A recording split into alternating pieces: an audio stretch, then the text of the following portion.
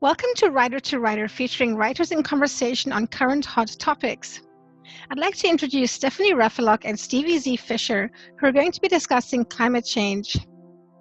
Stevie Z. Fischer is the author of River Rules, a small-town environmental suspense novel set in New England that shows how everyday heroes fight against injustice and exploitation. Who else will answer the call? Stephanie Raffelock is the author of a delightful little book on aging, as well as the host for the Coffee Table Wisdom podcast. She believes that climate change is the number one crisis facing our world today. Welcome. Thank you so much. It's great to be here. Thanks. Well, Stevie, I guess it's you and me, and we've done this before. Yeah, we're going to solve the problem of climate change. Well, I would love that.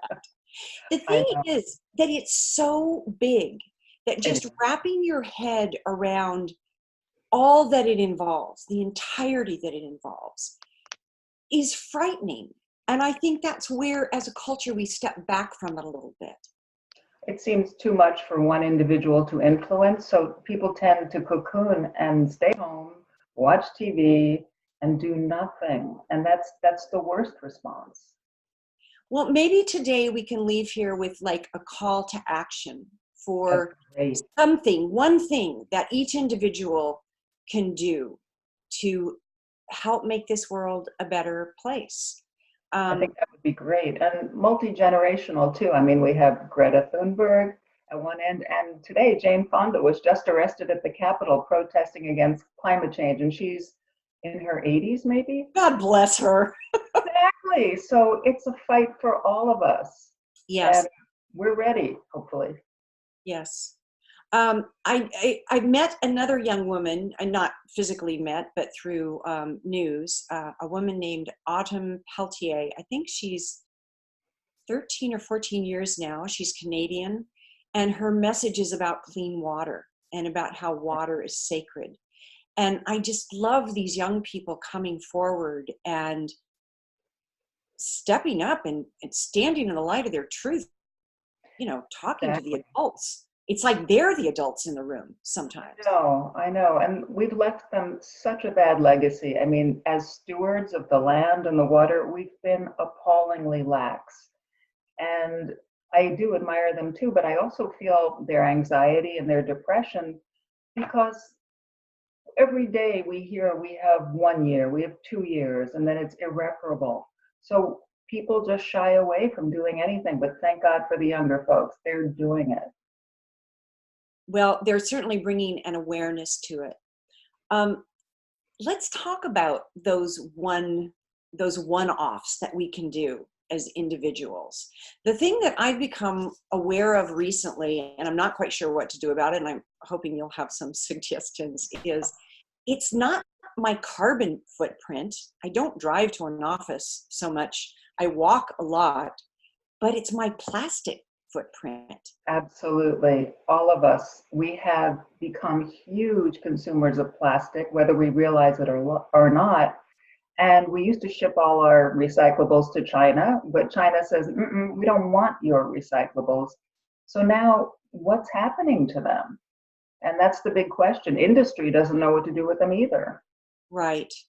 So what do we do as individuals? I mean, I'm shocked when I go into Whole Foods and I see these portions. It's like we've become such creatures of comfort that it's like, heaven forbid you should have to do your own chopping and dicing and portioning on the cauliflower because now it's wrapped in plastic. And it's like, I don't need the plastic around the cauliflower.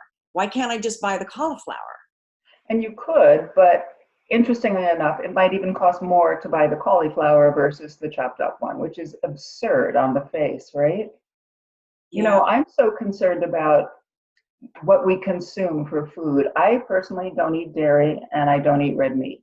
And that's not because I'm holier than thou or anything, but those are moves we can make as well, because between the animals and the methane and the amount of biochemicals we need to grow big fat cows, it's amazing. We can make that change, but it's a question of will, isn't it?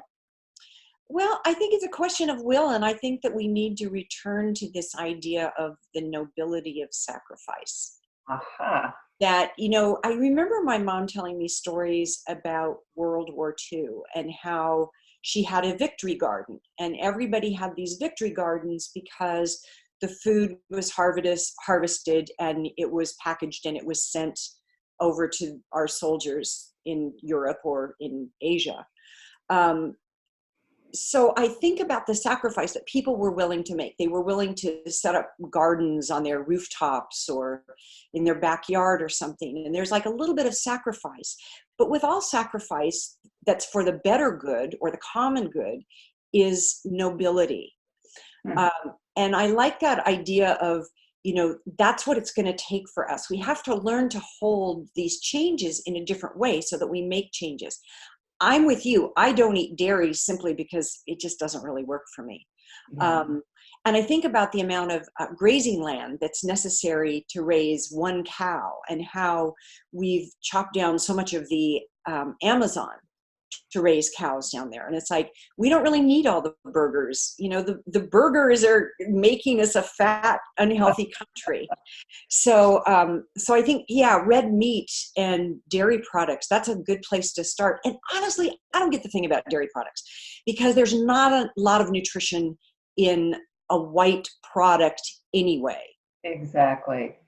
And if you even look at almond milk, which is, you know, one of the latest fads, to grow almonds is so water intensive. So much You were water. talking about the younger woman who mentioned that we're wasting water on growing something that doesn't deserve to be grown in California, which used to be a really fertile valley of food for us. But what are we doing? I mean, there's a drought there beyond belief, and we're wasting it on almond trees.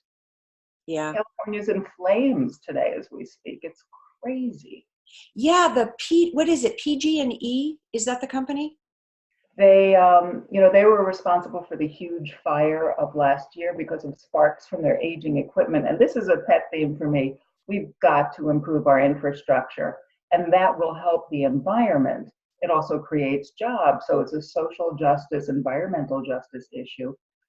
But yeah, so my sister lives just outside of San Francisco. They were given 12 hours notice that they would have electricity gone for 5 days. There's no school, no traffic lights. Nobody there really has generators. All the food's spoiled. It's like all of a sudden this leading engine of growth for the US became, you know, a third world country overnight. And, you know, this is Silicon Valley we're talking about. This is the leading edge. What happened? Now, I had read somewhere that those towers, some of those towers that the wires attached to are like 99 years old. Exactly. I mean, like I'm from New York City, some of the storm sewers and manhole covers are from the Civil War. Why have we not upgraded our infrastructure? It's mind-boggling. Do you ever write letters or postcards or anything to big business? I have, but again, you get this feeling it falls on deaf ears. Right. And you know, I happen to live in a fairly liberal state. I live in Connecticut, so my congressmen and my senators are all, you know, pro Green New Deal, pro fixing the infrastructure, but it never happens. And that is so frustrating. Do you think that it starts in politics rather than industry? I know that I will never vote for someone who doesn't make climate change a priority. Yeah, I think it actually starts in the home. I think we have to start even smaller, you know, with our home, with what we eat, with what we teach our kids, and model for them what we should be doing. Because if we bet on politicians to do the right thing or industry to do the right thing, I'm afraid we'll be sorely disappointed. Yeah, it's kind of like asking the fox to guard the hen house. Exactly. So it's a groundswell perhaps of grassroots people just saying, that's it. We need to handle this, and if you won't, we will. Okay, so we came up with one thing today, that you can stop eating red meat. Yes. You can stop doing dairy, and you make a difference in your footprint because those things take so much natural resource. Well, cows take so much natural resource. They do. They really do. So I was in the market this morning, and there was a guy next to me shopping, and I noticed that he had brought a couple of cardboard boxes with him, and he had just thrown all of his produce loosely into the cardboard boxes. It was actually kind of a pretty arrangement. But I thought, what a cool thing, because now the woman is going to take them out at the cash register, and she's going to weigh the Right. the food separately. But he didn't have a lot of plastic bags to contend with. That's And I wonderful. knew I was going to be doing this program with you later in the day. And I thought, wow, that's one thing that I could be doing. I could be taking like a couple of boxes for all my produce and just kind of putting it in there. And then plus he carries it out in the box too. Exactly.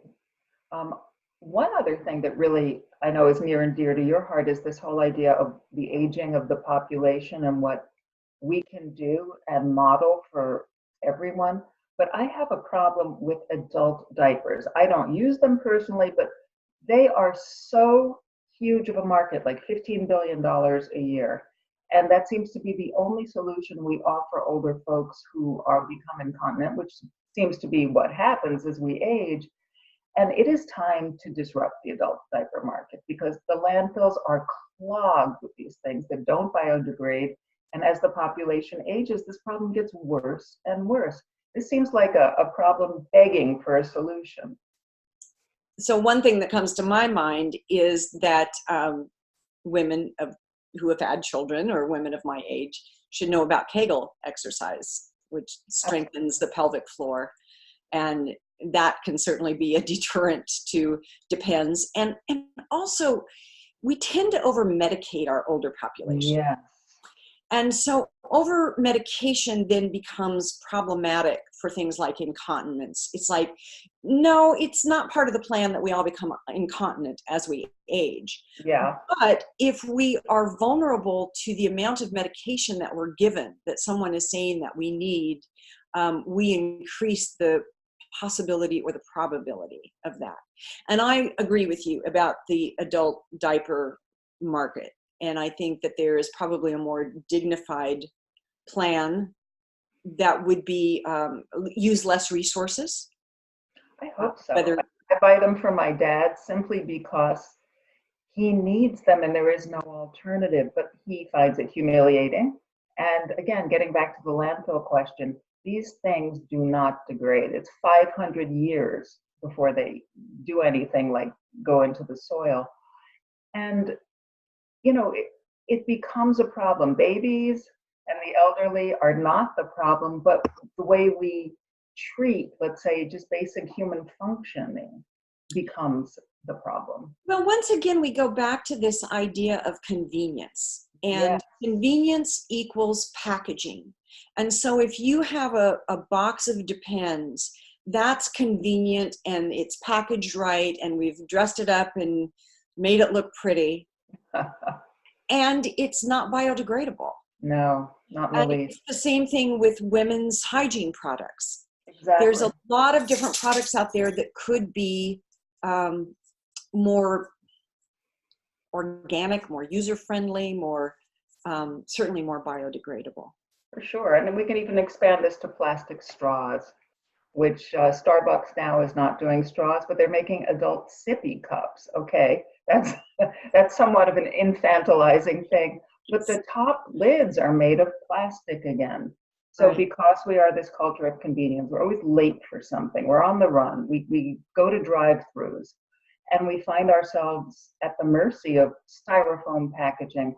But we don't have to be. We need to speak up, like you said, and say, no styrofoam, no plastic.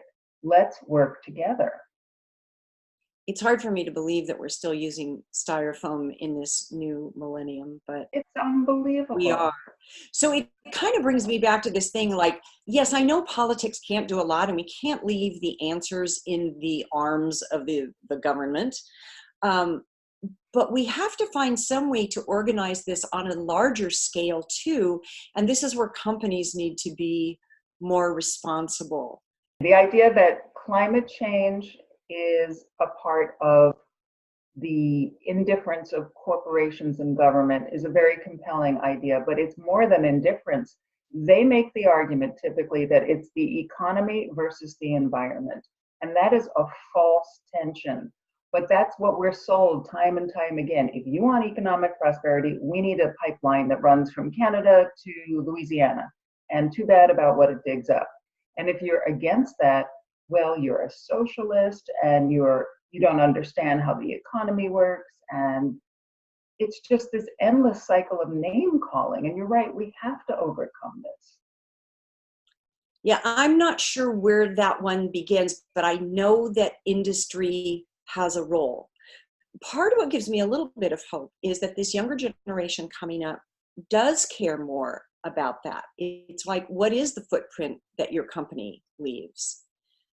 So this idea of social investing, let's say for pension funds, mm-hmm. It would be great. It's not only we're not going to invest in companies that make guns or that make cigarettes, but we're not going to invest in these huge polluters. We don't want to be in coal. We don't want to be in fossil fuels.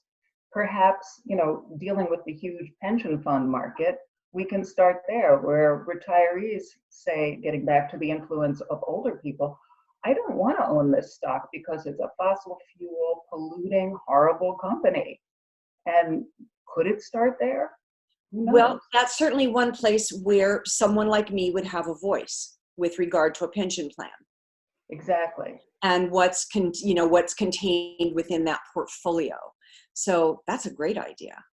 Well, I think we need to start at both ends of the spectrum. The young people, we can't expect them to do it all. I mean, they're calling strikes internationally, no school. Let's, get the attention on climate change. And, Greta Thunberg spoke at the UN and she was furious. She was impassioned. She was so angry. And she was right. This should not have gotten where it is. But, what is she, 16? She still needs more than calling attention to the problem. We need to get on it. So maybe it's like this multi-tentacled octopus and we make little changes at the margins and pretty soon we've made some big changes. And I have in my little notes here, I'm reaching for my notes. I wrote down these two things to look up: Elders Action Network and Elders Climate Action. These are national groups of grandparents and concerned elders who work to fight climate change. And there are a lot of organizations now where locally you can work with an organization at the grassroots level, or you can start an organization at the grassroots level. And I think a lot of it, Stevie, comes down to education. I think you're right. But above that, it's also not a partisan issue. And this is where we get people on opposite ends of the spectrum simply yelling at each other. Say, Democrats believe in climate change, Republicans think it's a hoax and just nonsense. And we get this crossfire where we're in total gridlock. Nothing gets done because we're into the semantics and the sound bites. And we need to stop that. And if they won't, we need to go around them. We can't make them be a brick wall. And there are ways to get around a brick wall. You go under, you go over, you go around the side. And like you said, we need to find these groups or we need to start these groups. Garbage is the other thing. I live in a neighborhood where we have recycling every other week and we have garbage every week. But I always wonder about the bins that fill up. It's like, what are we doing that we throw so much stuff away? I guess it comes back to that packaging thing. And also earlier to what you said about sacrifice, we waste an inordinate amount of food. If you go talk to people who grew up in the Depression, there was no such thing as a bad apple. You could find part of it to eat. You wouldn't just chuck the whole thing away. And you would reuse a tea bag, you would reuse a tissue. So this idea that everything is disposable has to change because that is a big contributor. We really have become the disposable society. One of the things I would like to do is just find ways to use less plastic. I'm not sure I can do away with all of it. I have a set of Tupperware in my kitchen that I've probably had for 20 years. I don't know how long it'll take to break down, but it does allow me to use the same containers over and over and over again. That's really important. And you mentioned plastic straws. There's no reason that we need plastic straws. No, I mean, there's no reason we need straws at all when you think about it. Straws are not great for your your wrinkles, if you want to think of it from an aesthetic point of view. They're not great for your digestion. You take in a ton of air, and straws were some sort of wicked invention. I don't know why they came about. But another thing we need to do is also look at packaging of takeout food. Like we talked about styrofoam, we talked about clamshells made of plastic. Right. What if those were outlawed? Let's say, what if we just said, no, those are not permitted anymore? Certain progressive cities probably have done it already, maybe Portland, maybe San Francisco. And I know others scream, oh, it's the nanny state, you can't tell me what to do. You know, that's the whole American dream we run into. I'm an individual and I will do what I want, and I don't care if it screws up the environment, makes me happy. So how do we overcome that? Well, I've seen bamboo. Have you? Instead of paper plates, like bamboo, That's which great. is sustainable and you can recycle it, you can reuse it. It's got a lot going for it, but I haven't seen a lot of it. But bamboo is something that can be used. So maybe we can do these socially good companies out of Silicon Valley instead of another Uber, instead of another Lyft, instead of another ride sharing, because, you know, autos are part of the problem. And yes, if you don't own a car, you can feel noble, but you're using Uber to go everywhere. So what does that do? And maybe Right. just instill this idea that we will reward socially conscious startups as opposed to ones that make it easy to, I don't know, tweet. You know, Twitter is a whole nother thing, but something useful. Can we reward that? And How would we reward that? well, that's a great point. Maybe we can give them tax incentives, tax rebates. We can waive local property taxes. We can make some sort of safe haven and incubator for social change companies, not just ones who make a better mousetrap, but ones who disrupt this whole environmental disaster by saying, hey, I'm going to mass produce bamboo plates, right? I'm going to invest in the meatless burger. What is that called? The Wonderful Burger? Have you heard of it? Something like that, yeah. Yeah. And they're selling it at certain places. Even McDonald's and Burger King tried to market it. I don't know how it's selling, but that's a start. Maybe McDonald's and Burger King, for all their fast food, you know, purgatory that they've put us into, are the answer. Maybe they can lead the way. Well, I think that's a good idea. Use what you've got in place. If you Yeah. have a big corporation like McDonald's, it's like, how can you change what you do? I mean, there was a time when McDonald's started to add like salad to their Yes. menus because, you know, you could die if you just ate burgers and fries all the time. You could. So maybe that's where we start with these larger companies. It's like, if you're already in place, what else can you make with the equipment you've got? How else can you do this? It really calls for ingenuity, and I think it's a place where Americans have always shined. It's just getting everyone on the same page. Right, or even take MIT or Caltech or the Austin, you know, UT in Austin, these top institutions. Where is their incentive to solve the problem? Because they have to get funding for all their projects. It's this never-ending cycle of looking for money. And the idea is, do we go to the government for money? I don't know that the government will give any money. I mean, our military budget is massive, Social Security and Medicare are threatened. So let's say there's no money. How do we make it happen anyway?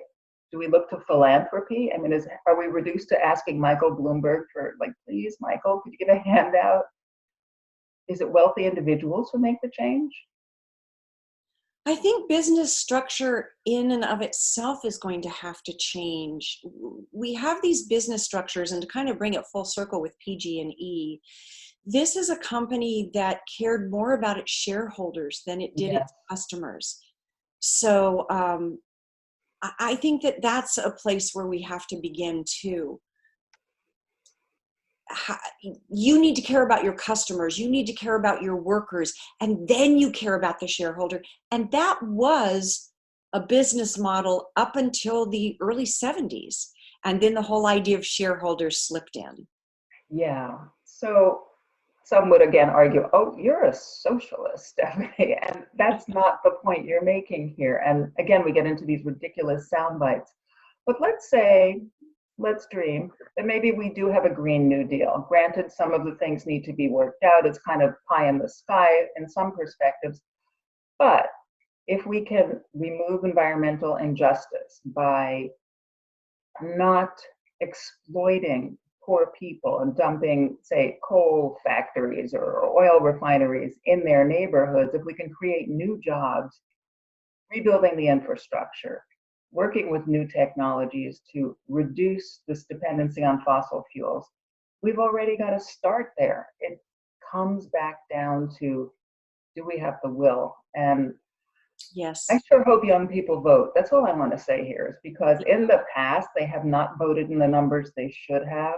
And I don't mean to be school marmy, but to effect change in this country, you have to vote. And that doesn't happen enough. Agreed. That's my dog, by the way. If you can Yeah. see me, he's on the floor of my office, and he has these dreams where he kind of barks. So that's Oh, that's awesome.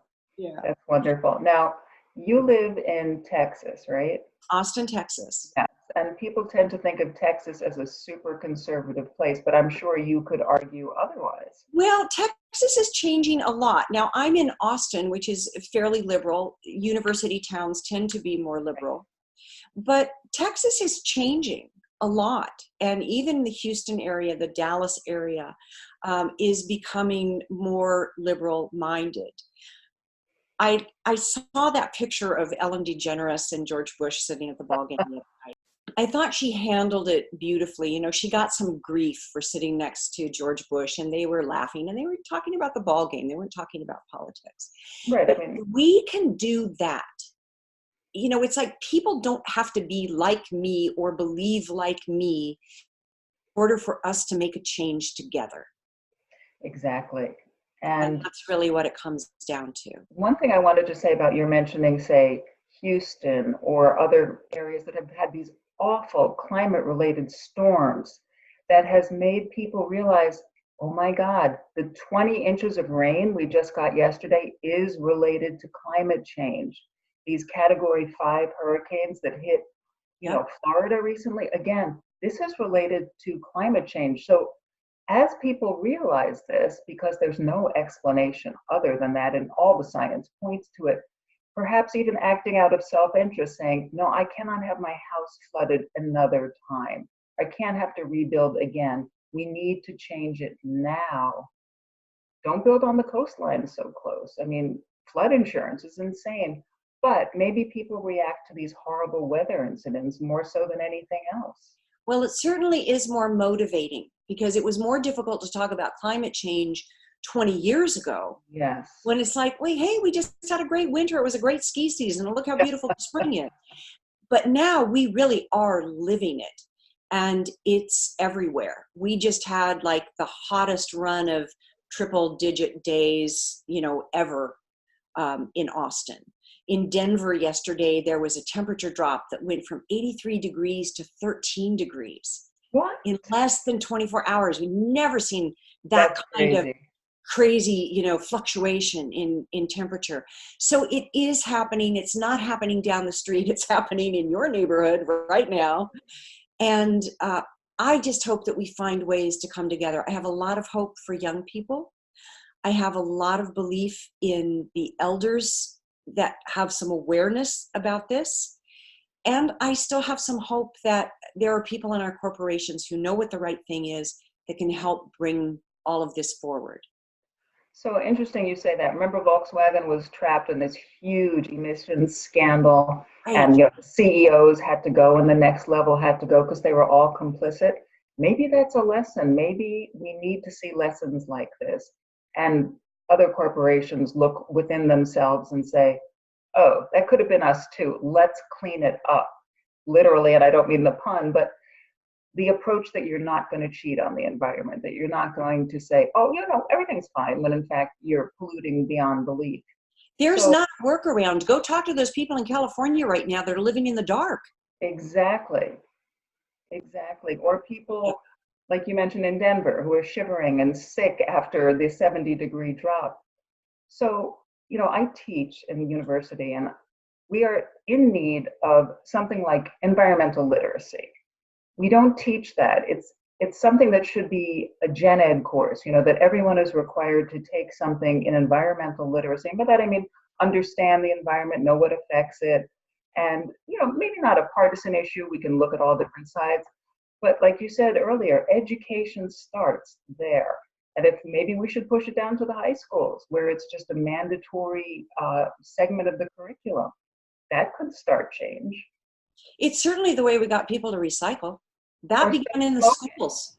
Think about the smoking thing. Nobody smokes anymore. Right. All education. It's a privilege to connect with you again and have these conversations. I want you to know I launched my podcast on October 1st, Coffee Table Wisdom. And the #1 listened to segment is your segment. Oh my gosh, that's so exciting. Isn't that cool? It is. I see people care. They do care. They just don't know what to do. Yeah. And maybe we can lend a small helping hand or take one step together, all of us, and strengthen numbers. We are not going to take it anymore, but it's not a destructive force. It's a proactive force. Yes, I always love talking to you too. It's a lot of fun. So I'm going to say goodbye to viewers and thanks for tuning in and listening. And thank you, Stevie. And until next time. Until next time. Bye, everyone. Take action. Bye. Bye.